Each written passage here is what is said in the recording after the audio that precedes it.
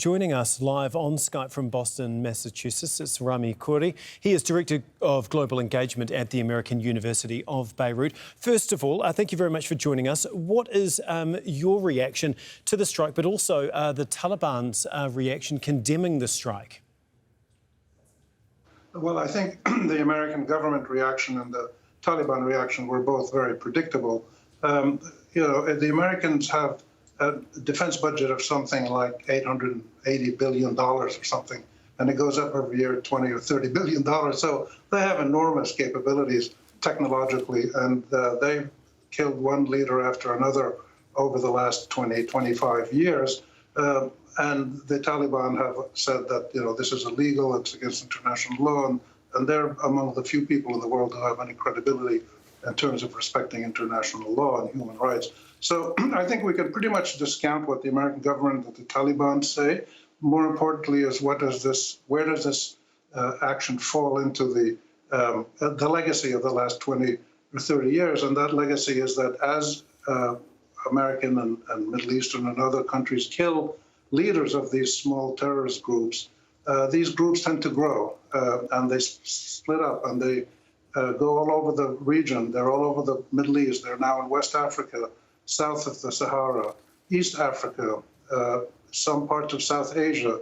So you can kill a leader, but that tends to help these groups continue to grow and get supporters. And the problem is not the groups or the leaders or the strategies of the West necessarily. The problem is that you have millions and millions, tens or hundreds of millions of people living in unacceptable conditions of poverty and destitution and authoritarian governments, and they have no hope, and it's inevitable that some of them break off and create these kind of groups, and there's going to be more of these splintering of these groups taking place, and they adapt. Al-Qaeda has adapted after the death of bin Laden and after the death of the two other successors, including his son, and now after the death of Zawahiri.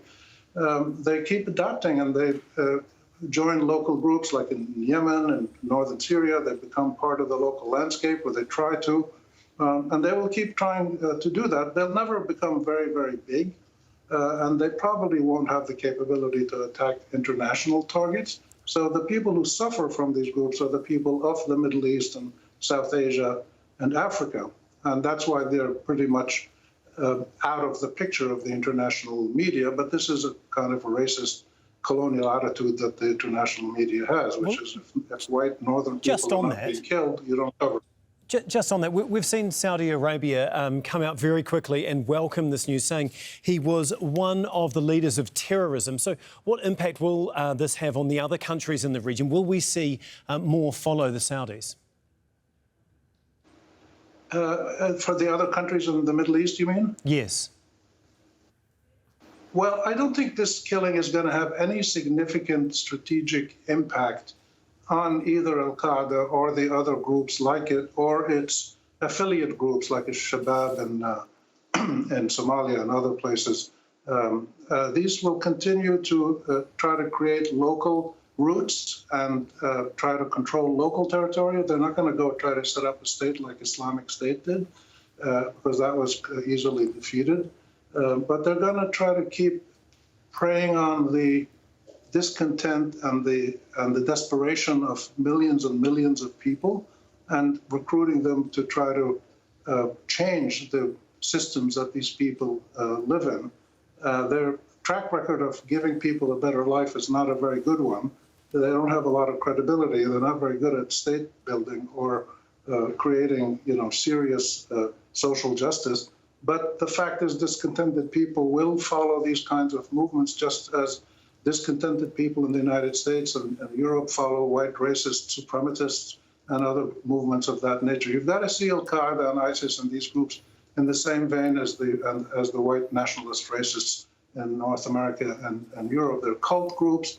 They're basically expressions of discontent and desperation and anger, and they will continue to thrive if the conditions that gave birth to them remain. And those conditions not only remain, but they're actually getting worse in most of the Middle East, much of South Asia, and certainly East and West Africa in terms of poverty, inequality, environmental distress, and all the other things that people need to have a decent life.